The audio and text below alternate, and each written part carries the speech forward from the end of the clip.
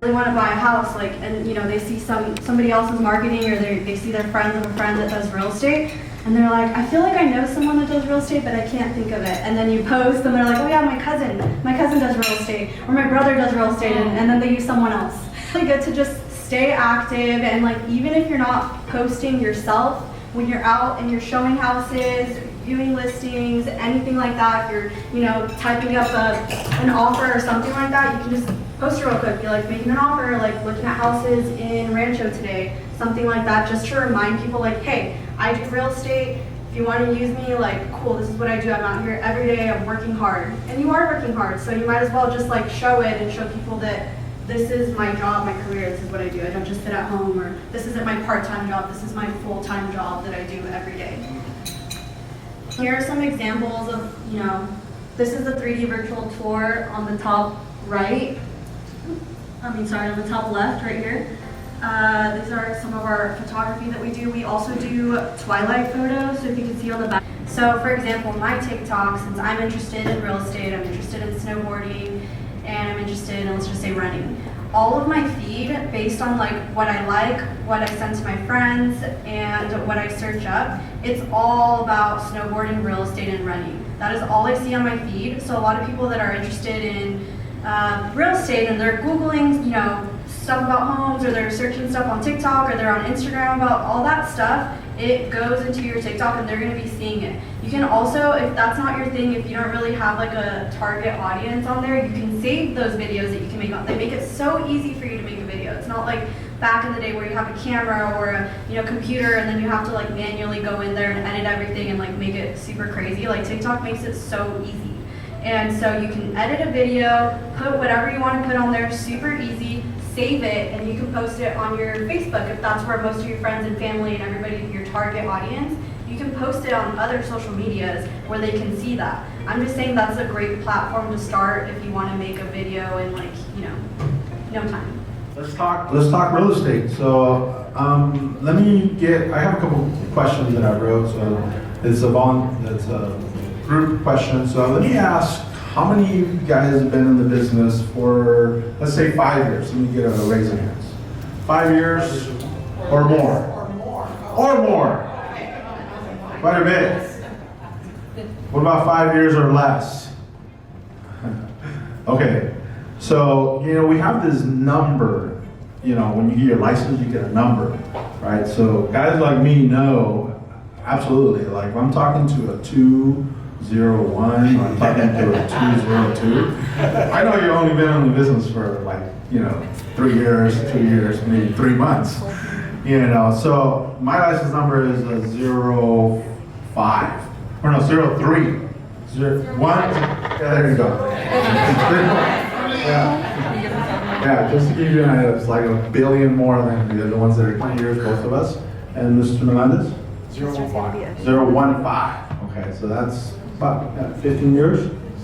16, there you go. All right, so just a quick tip. So for you real estate professionals, anytime that you're talking shop, right, and someone's telling you like he knows everything there is, you just ask him what his license number is, right? And they're like, oh, okay.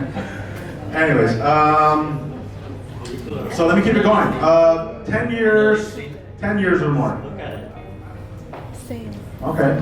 15 years or more. 20 years or more. Wow. We got any 25 years or more. Wow. All right.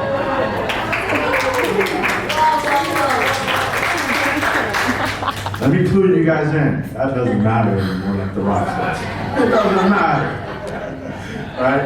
Because 2022 and 2000, two different businesses. So, well, back to what I was saying is, you know, if we want to stay in the business, we got to keep adapting.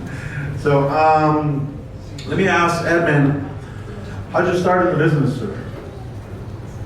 I started with loans. Actually, my sister was killing loans, and I saw she was doing well, and I started with loans. And actually, she got me, my brother, my brother Adam, actually, my sister, Lottie, into doing real estate. We saw she was doing well, and we wanted to be one. Perfect. I also started doing loans, believe it or not. So that's when I said earlier that I started selling loans at 9.75. right? Yeah, a long time ago.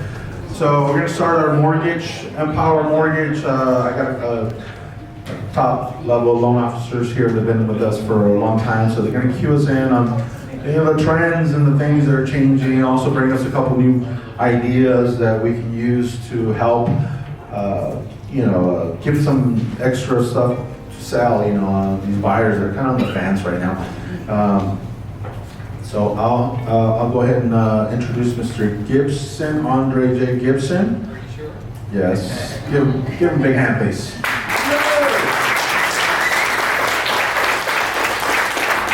And Lisette Rodriguez. Formerly known as- All right, guys. So let's start our mortgage class. Good morning, everyone. Obviously, my name is Andre Gibson. But before I get started, Natalie made a comment about being nervous as far as TikToks are concerned. But I got a text from one of my account executives. It's a picture of Edmund on a flyer. Right? So that it was a still, so you wanted a video. But her comment is, this stud here is my friend. What? That's a quote. This stud here is my friend's brother. Okay. I don't know if you can do commercial real estate, but you're definitely a stud. Oh, thanks. I didn't make that up, guys. That's a true quote. Chris asked us to talk about the state of the mortgage market, and I'm sure from the headlines that you guys are seeing, it's definitely in flux. I don't perceive that as a bad thing, quite honestly. I actually perceive it as a good thing, and here's why. The market changes radically, and it gets extremely volatile when it's about to change the direction that it's going in. So it's been going up and up and up as far as rates are concerned for the last 6-7 months. And I think it's about to change and go in the other direction within the next 6 months. And it's moving in the direction that it's moving in based upon what's happening with inflation numbers, the Fed fund rate, possible recession, all of that. But those numbers are about to go down. We had 8.3% for August, but that number is a year-over-year number, and it's calculated by the last 12 months. They just add them up, and they come up with a number, which is 8.3. Well, for months 13 to 16 backwards, those numbers were relatively high on a month-to-month basis.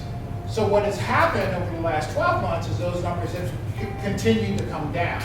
And so when you start adding up the previous 12 months, it's going to be really easy from a mathematical standpoint for that number to go down. So some of the folks that I listen to, they're basically saying by the end of the next quarter, certainly by the beginning of the first quarter, or by the end of the first quarter of next year, we're probably going to see interest rates back below 5%. Just because it's math, right? It has nothing to do with anything else that's going on in the world. It's not Ukraine, it's not recession, it's not the administration policies, it's just math, right? So I think we're going to have to live through this for another month or so, because right now we're at like 7%. I mean, it's crazy. 7%. But for you folks with gray hair, 7% is like normal. I would say 6%. No, you don't have gray hair, that's why you said 6. I sold at 9.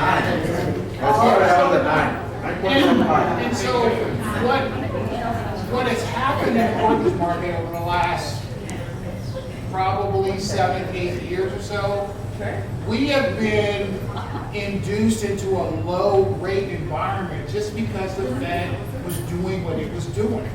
Well, it has stopped, right? It's no longer an artificial low. It's going back to the norm. We're probably going to end up in the 4s and low 5s for the rest of the time that most of you are going to be selling real estate or in the real estate world, right? That's where we're going to be, because that's a normal market. What we had for the last 6-7 years, that wasn't normal. Right? We are just going back to normality is really what's going on in the mortgage market. No, I was going to say, pre-pandemic, we were in the 4s, so it's kind of, Yeah. we're kind of going back. And we were, like the last 2 years, 3 years, we're super busy. So before that, if you remember, we weren't like crazy busy. So it's kind of, now we have to go back to fighting for the business. Whereas for the last 2 years, it just kind of came to you. So you have to now go out and see, the agents have to market, and and loan officers have to go out and visit agents now. So I think it's just kind of going to go back to like stabilize and normalize that. Right. And as far as appreciation of properties is concerned, there are three pricing models, if you will, at least from my perspective, there are three. There's appreciation, there's depreciation, and then what I think we're in right now is just a deceleration. Now, what does that mean? Deceleration is simply, it's a slower rise, okay, of the value of properties. I mean, for you young folks, you don't know yet, but you older folks who've been in the world, real estate has always gone up. Always. It's never really, it goes down, but it comes right back, roaring right back, which is what we saw. It showed a decline of 6.3% across the nation. However, year over year, real estate prices are still up 8 point something percent, right? And that's just going to continue. That trend is going to continue. Yeah, we're not going to do the teens anymore every single year, where you bought a house at $100,000 and next year was worth $110,000, it went up 10%. That's probably not going to happen. But 8% or 5 to 10%, you're probably going to get that all the time, all across the South, right? In San Bernardino County, there are 900,000 or so renters in the entire county. Of that 900,000 renters, there are over 250,000 of them that can qualify or at least have the affordability income in order to buy a home. 250,000 people, right? That's a lot of people. Guess what? There's not enough homes for them. They're not building enough, and there's not enough sellers out there, if you will, that are willing to get rid of their home. And as Chris and Monica said earlier, the 25 to 35-year-olds, they keep coming. They keep coming, right? And so we're always going to have supply or demand on our side. But we don't necessarily have supply, so guess what? That's going to make the prices stay stable, right? It's basic economics. It really is. It's supply and demand. If you got high supply, low demand, prices are going to go down. If the reverse is true, prices are going to go up. And that's what we're in. We got a huge amount of people sitting out there that are able and got to live somewhere, right? They don't necessarily want to live beside somebody who's playing, rock music all night long, right? They want to live in their own abode, and they're going to start looking. And they want to look, and they want to get out there. Now, 7%, you might go, oh my God, I can't afford that. Well, maybe you can. Maybe you can. You just don't know it, right? Because they haven't talked to the right person. No, and I was going to say, the economy is good. There's clients that qualify. They're all waiting for the market to crash. So, I'm sure everybody has, somebody that's waiting for the market to go down. But I'm like, how long are you going to wait, Rents are super high. They're just going to keep going up. Some of the people, especially in our area, they're renting for just as much as a mortgage. So that's kind of my selling point is, when I talk to a client, well, we're waiting for the the market to go down. I'm like, you're going to be paying $3,000 in rent for the next 3 months. How much are you saving? Even if the houses go down 10%, you recuperate that in a year. So, I just don't, the economy is not bad. People are making good money. Young professionals are making really good money that can buy and afford it. And I'm like, that's my selling point sometimes with my clients is, it goes down 10%, but how long are you going to be renting for? And then investors, I have a lot of investors that talk to me, they're like, this is such a good time to buy because rents are so high. So you buy a house, you rent it out, and it pays itself off if you're not making any money off of it. So that. Yeah, if you look at the trends throughout, the last 20 years, if you're really looking at home ownership, right? You're looking at, this is going to be my home. Why are you even considering whether it's going to go down or it's going to go up? Right? Why is that even an option? You need somewhere to live. You need a roof over your head, right? there's been times where I do the numbers, like I'll write it down, I'll do the mortgage and how much you're paying in rent, and you know, and I'm like, it doesn't make sense for you to wait, you know, because I have so many people waiting for the market to crash. I'm like, if that were to happen, I'd have all these buyers, but then what happens, it drives the market back up, so it's not going to go down. I strongly believe that's not going to go The down. timing for the market to crash, or the perfect timing is for investors, like Mr. Patel is going to be here, so. And let that for the experts, you know, the homeowners that are going to buy 3 to 5 houses in their lifespan, just buy when you can. Just buy now. You can afford it. You're going to be fine, trust me. 5 years, 10 years, you know, 15, 20, 30, you're going to be more than fine. You're going to be happy than you are now. Because you don't know when, you don't know what's going to happen. You know, next week, you don't know what's going to happen next month. Right. So along with that, I printed out some report cards for Rancho, Ontario, North Montana, South Montana. And I'm just going to do the Rancho one. The median home price in Rancho is $723,000. Sounds like a lot of money, that's to me, but it is. But if you look at it from an appreciation standpoint, historically, and use something relatively low, which is like 5%, right? In 5 years, that $723,000 property that you bought, if it was a median home property, would be worth $184,000 more. It doesn't make sense to rent. It really doesn't. If you can afford, or you have the money to put in the down payment, you know, to get out of that situation, it doesn't make sense to wait, right? It's like 5 years doesn't start 5 years from now. I mean, what a great way to get your buyer into, you know, a payment, $500 less, right? That's a lot of negotiation power. I can do that. Yeah, you know, let's go ahead and write that off, right? Plus, it gives them a break and it gives them security. Like, hey, your payment's 5 now, 100 less. It's going to be 300 the year after that last, and then it's going to go back, you know, the full 500. So, you know, let's say your payment was 2,500. You're going to pay 2 the first year, 22 and a half the first year to the second year, and then you're at 25. So it kind of gives them a little, you know, gradual time to adapt to the payment, right? It's a great tool. We used to sell this a ton, by the way. It was very popular back in the day. And then the one thing that we get away from is they're still fixed. So they have a bottom line. They're not out there like just gonna go, you know, adjustable, and they don't know what's gonna happen, because there's that fear factor, right? When we're dealing with buyers, they always have that fear factor. So with this, it gives them that comfort factor that in the very worst case scenario, you're going to be at 25, where you could have started that today.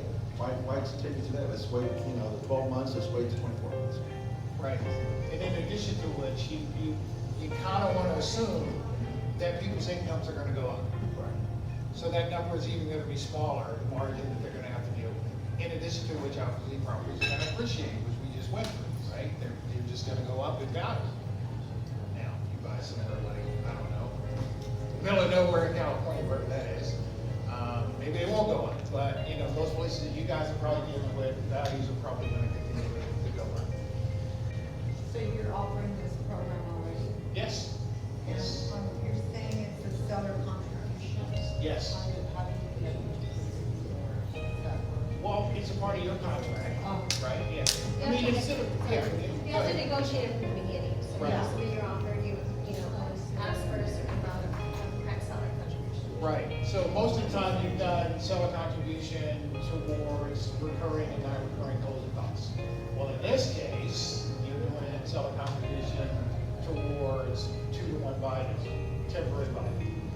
That's what you're doing, that's the language. So is this a good idea as a listing agent to put it on the MLS as a contribution of the credit for the buyer, for the agents to know, so we can put it on the MLS on there, and they know what that. Absolutely, yeah. I heard the numbers, I don't know. Yeah, absolutely. Yeah. If you already have a pre-negotiation base worked out with your seller, yeah, put it out. Put it on there? Yeah, put it on the remarks. Okay. I'll put it out on the. No, the remarks on the buyer. Yeah, that way it gives the agent already ways where you can renegotiate. Do you normally put the seller contribution for closing costs in the remarks section? Is that what? You could.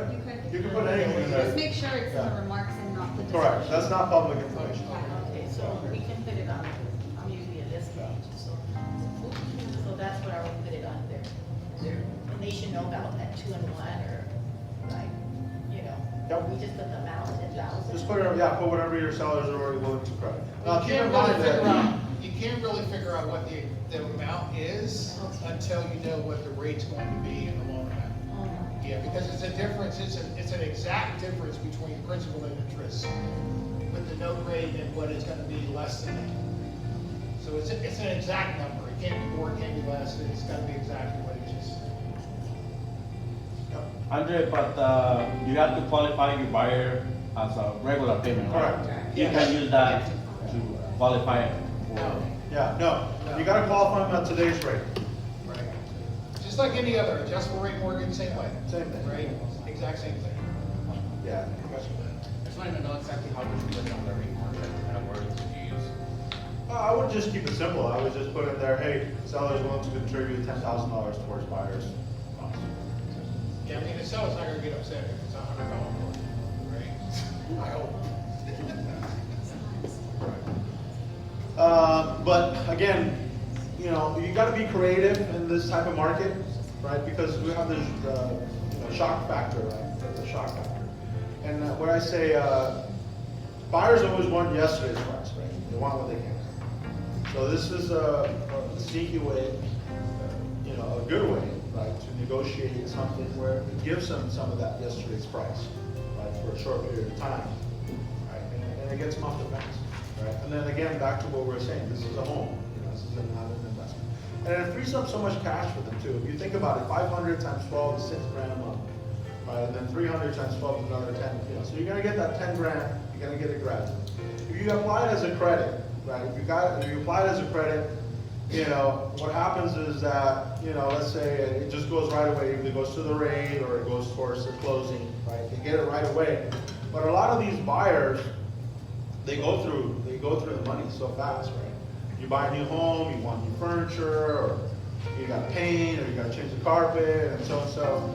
So, I mean, this is a great way to cash flow for them, right? Just free up some cash for them, where instead of making, $2,500 monthly payment, it's $2,000, right?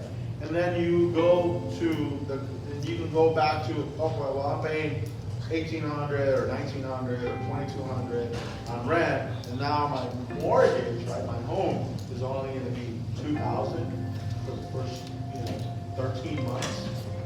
Because remember, you get that month, that month where it rolls back to the end of the mortgage. So 13 months. I'm squeezing every penny out of it. I also think it gives them time to kind of see where the market's gonna go. Yeah. And worst case, they're gonna, after the 2 years, they're gonna have a fixed rate. So that would be the worst case if the rates don't get any better, right? And there's no prepayment penalty, so they can refinance at any time. But it gives them 2 years to kind of see, hey, I can go finance at this time, I get the money back. I think that's a great Great way, yeah. And cherry on top is like, look, if the rates go down, you get that. We already have 10 grand in there with the credit squeeze. Don't refi them after 6 months. 7 months. 210 days. 210 days. With UWM. They want it back at They want it back. 179. Exactly. Yeah. But in addition to that, I just want to be clear, so you can do this 2-to-1 buy down, temporary buy down rather, on any type of loan, as long as, meaning conventional, FHA, VA, USDA, whatever, right?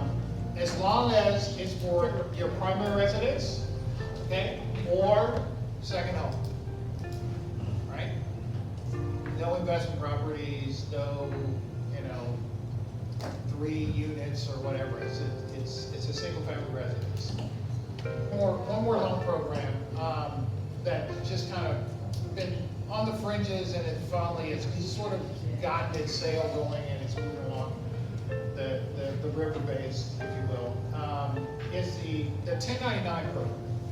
We run across borrowers all the time who truck drivers, lawn care, folks who switched from W-2 and went to 1099 and so on and so forth. Well, and then they do their taxes, they made $100,000 and they pay taxes on 35.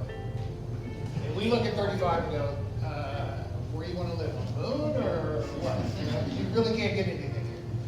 So the industry has figured this out and said, okay, we'll look at, as long as you've been 1099 for 2 years or more, we'll look at 1 year or 2 years of 1099s, no tax returns required, right? Gotta have a 680 FICO score, primary residence again, okay? We'll look at that as your income. Now, there's an expense factor that's going to be associated with that, and that's going to go back to your tax preparer, your CPA, or what have you. They're going to take 50% right off the bat, but that's what happens with W-2. When you think about it, okay, it's the exact same thing that happens, right? So, you know, you made 100,000, okay, you qualify for 50, right? That's better than 30. The other good news about it is that, let's say you're married, and your spouse works at, you know, Walmart or what have you, or Target or something, they're W-2. You can blend them together, whereas before you couldn't do that, which is really kind of nice. So you're saying for that program, you don't need to put the tax forms? No taxes. And how are you gonna, how are they gonna show? 1099s. They're Just 1099s, yes. Now, we'll let off with 1099s. It could be an issue because people lose 1099s. Yeah. Andrew, you're talking about the, any loans, the buy down. Yes. They apply to the refund cash out? No. Purchase only. Purchase. Yeah, 'cause you need to have a You need to sell a contribution. contribution. Yeah. Oh, okay, Yeah. all right. Andre, for the 1099, you say 1 year or 2 years? Either or. Or it could be 1 year? Yes. But you have to have 1099 self-employed income for 2 years, at least 2 years. Are there any hits on the interest rate on that program? I'm sure. Don't ask me about interest rates today, I'm telling you right now. Yesterday, seriously, yesterday I was looking over the show of one of our loan officers, and she was a little frustrated because she was trying to price out. I think the person had bid 600 FICO scores, FHA purchase, you know, 3.5% down, which, you know, in March, no big deal, right? Yesterday, that rate at par, no cost, no, you know, credit, 7 1/8. No, Berkeley. 7 1/8. I was like, okay. It's a home, guys, it's a home. You know, my point is, it was there, right? And yesterday was a great day for rates. Today's not so good, but yesterday was great. Okay? So, look, we're going through a really volatile market at the bottom. Really volatile. Right? I mean, it's like looking at the hurricane and the volcano and, you know, all of it together. It's all combined right now. But it will come back to normal. I'm telling you, it will. But yesterday it was pretty bad. Yeah. But so what? That's what it is. I also want to talk to you guys about the pre-qual. I got this set over here. And one of the things that's shifted completely for our buyers, and it's gotten more and more aggressive. It started, I don't know, maybe like 8, 9 years, maybe even longer, 12 years ago now. Where TransUnion, Equifax, and all the tri-merge credit bureaus started selling your customers' information. Right. So you would run a credit, right? It happened back then. And then, you know, they would figure out what your credit is, right? And then they would sell it, right, to people that wanted to buy mortgage leads. If you guys have been on TikTok or Instagram or any of those, you know, if you remotely look at anything that has to do with mortgage, just look it up. Like find a mortgage or even talk to your phone mortgage, mortgage. And all of a sudden, like, you sell it like 4 or 5 times. Next thing you know on your story, you pitched an ad about mortgage leads. So one of the major factors that's kind of thrown a wrinkle in the equation is that when we do run a credit, it's like all of a sudden you got all these pool of buyers, loan officers that are buying these leads, right? And it's getting to the point where it's super aggressive, right? Now they're getting more information. They're no longer getting the client's address, they're now getting their cell phone, right? Like my daughter gets blown up all the time, because, I'm the main provider of the cell phone bill. So they call everybody on the phone list, right? They call my son, they call my daughter, they call my wife, they try to call me as well too.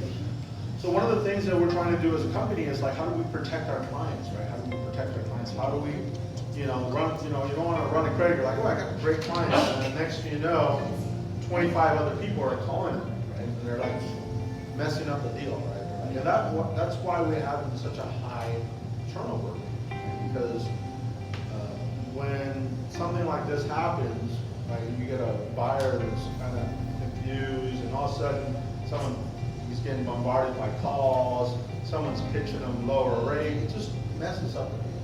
So one of the things that we have worked on is how do we combat that? So we're going to have the option of paying them, as long as the client is okay with it, and it's going to take maybe an extra day for us to pull the credit report, but they're going to have the option of opting out, and that way they're not getting those calls where they're calling you, hey, what did you do? All these people are calling me after you pull the credit report. So that's going to be I think that's going to be a good selling point too. And again, it's just going to take maybe an extra day or two for us to pull the credit report, and they have to be, agree with it. I'm not sure exactly how it's going to work yet, but they might have to sign something. And yeah, and so, and then, we'll be able to get them opt out of, again, once they have that inquiry, I don't know what happens, it's like something magical, but if, No, they just can't sell the information. It's called opt out for a reason. Yeah. Yeah. You're not part of the pool, right? And what happens is once you opt out, it expires after XYZ amount of years. So you have to constantly be opting out. New laws, new things change, so it makes it available to us. It was happening quite a bit, and then we kind of got toned down with the call calling. Call calling, then we have to scrub, and there's actually a $10,000 fine if we were to call one of these opt out people. But nowadays, they were able to scrub, and now they've gone to the cell phones, which back then was a house phone, which house phone was considered like it was protected more than a cell phone. But now the cell phone is kind of like there's no protection for it. So it's very important that, and think about it like this. Let's say you're a loan officer, right? And this is a great tool for your loan officers to introduce yourself to some of these agents, because look, it's not just you that's going to lose the business. I mean, these new loan officers that are buying these leads, they're partnering up with their realtor, right? So if they were able to steal a lead from your data pool, right? They're going to try to pitch it to their loan officer, their realtor, right? So not only do you lose the business, your realtor loses the business as well. So it's a protocol that you have to bring up to their attention. Be like, look, this is the way I work. We can, we run it through an opt-out. It takes about 24 to 48 hours. Then we do the pre-qual. It's a safer way of doing business because we don't bring anybody else to the table, right? So it's a good idea for you to introduce yourself to the realtor. Now, you do lose a little bit of time, right? But in my opinion, that little bit of time is worth, it has more value than having all these distractions, right? You don't need a bunch of chefs in the kitchen. You just need just the people that are involved. So you and the realtor, and that's it. And I think the client's going to really appreciate that, because most people don't want all these calls from people they don't know. Exactly. So. And it's a simple factor. Is like you talk to your client, you're like, hey, we have this way to opt you out, because as soon as we run your credit, information is key. As soon as you run your credit is available to a pool of other people. They're going to harass you and call you. So it's a great way. It's a great selling tool all the way across. The 24 to 48 hours that you're going to lose, to me, it's the way of doing business right now. Otherwise, you're going to have that. You're going to bring the third party to the table. Which, if you have a good client, it's a lot of people calling your good client. Okay, if you have a crappy client, no one's going to call them. Okay, so let's just be real, because what happens is once you run the credit, right, they sell everything, right? So the lower tier ones go for very cheap. The higher tier ones go for a lot more money, right? So if I'm spending 30, 40, 50 bucks a lead, right, that's what to trade for, right? I'm going to call them every second that I can. So you gotta think about that. Question over there? When do you give them the option of opting out? The sooner the better. I mean, do you go through their bank statements, tax returns, but you don't know the FICO score? Correct. When Yeah. do you make that decision? So it's part of your pre-qual.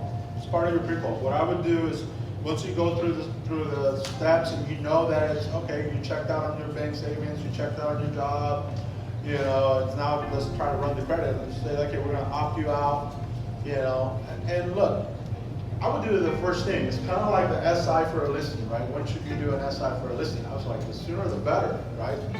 Before I even take the listing, I would love to do an SI, right? That way you sit with them and you know what's going on, if there's any liens or anything. So what I would do is I would do it right away. I would do it like, hey, let's just get you out. And it's an easy sell. It's like, hey, you want to be opted out from people, you know, calling you at 7 in the morning? Everybody's going to say yes. I received the email and I wanted to try it myself. Yeah. And I couldn't do it. Okay. It's pretty simple. I did it myself. Yeah. Yeah. Follow the link. Yeah. I opted myself out. I was the first guy to do it. So that's it. You got to follow the I did. yeah. Yeah, that's the one thing I was gonna say, is that it, unfortunately, it's electronic, right? So people have to have some sort of savviness in using their phone and or computer in order to do this, right? But the other good thing is it's free. Yeah, it's free. You know, it doesn't cost you anything. But you gotta be able to maneuver through the electronic world or computer world if you will. And I would offer it as a service. You know, I would offer it as a service. You know? Yeah, can we do it? Yeah, we can do it. Yeah, we can do it for them. Yeah, just get the authorization to run the credit. Right, get the authorization to run the credit. Once you get that, then you let them know, you know, via email, like, hey, you want us to opt you out, complimentary. You know, it's the same information that you already have. You know, and just opt them out. Simple as it's gonna take you 3 minutes. So if you opt out from one of the reporting agencies, does it automatically cover the other two? Yeah, this is across the board. Okay. Well, you gotta let them know that it takes about 24 to 48 hours to sink into the system. Did you get a response back saying you were opt out? I got some type of email. Yeah. How long do they stay locked out? I want to say it's not that long. They have two options. Yeah. 5 years. There you go. Or I think it says life. Yeah. I think the other option. Yeah, but even the live program is not live. Yeah. I think the live program is set. So I mean, you're out of the woods. You just need to be opted out in 9 minutes. What about counting the line? What is it gonna cost them to make the cost of cleaning? Absolutely. I did an SWC, and it's like $100. That was the today, or they said, so is there something else you can share with me that can help? Because some people are so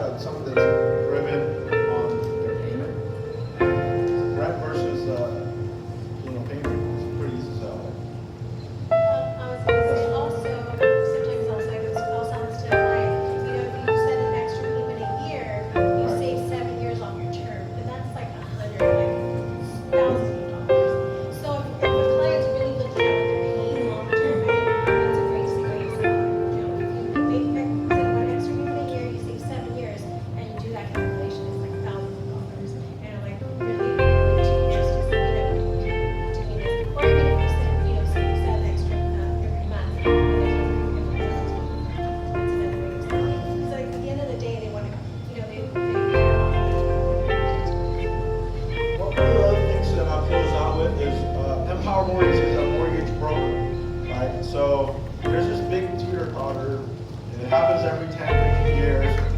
You know, the mortgage brokers versus the bankers, right? And I've always loved being a mortgage broker because it gives us the most flexibility, it gives the consumer the best possible rate at the lowest cost, right? But there's a little bit of a window where the direct lenders or the banks have an advantage, right? It's a very small window, I'm telling you. Me and Andre can argue this. We see eye to eye. But let's say out of 10 years, the mortgage banker has a small advantage for maybe 2, maybe 3, 1. All those mortgage bankers are going to jump ship so fast in the mortgage industry here in the next 3 years because with negotiation, with timetables, with rates, people getting the best possible rates, they're all going to go back to the mortgage. That's usually what happens. You guys are already working with mortgage professionals that are brokers that will give you the best possible rate. Right now, the turntables are incredible. You can get super fast turnaround times. You can even go above and beyond. So it's a great position to be at where the market has shifted now, and now you're delivering to your customers not only the best rate, but the best turnarounds. So the mortgage broker is where to be at right now. You guys over there. So take advantage of that and use that leverage to talk to realtors. Hey, you're working with a direct lender, man, you are way out, you're priced out, your customers paying way too much money because when they're a direct lender, they kind of just they have a set pricing, right? And what they do is they pad the pricing, pad it, right? Just cover their fluff. With us, there is no pad. We're getting it directly from the source, so they're getting the best rate. And then now the biggest difference is that our turntables kind of go away as business floods, right? Because we just don't have the manpower, right? Because they're open for business for everybody versus direct lenders are only open for business for them, right? So that's kind of when it weighs down to them. But now, we have the manpower to make things happen. So take advantage of that. Reach out to the realtors, get some more business, guys. Because this is there for the team. All right, guys. We'll give a big hand to them.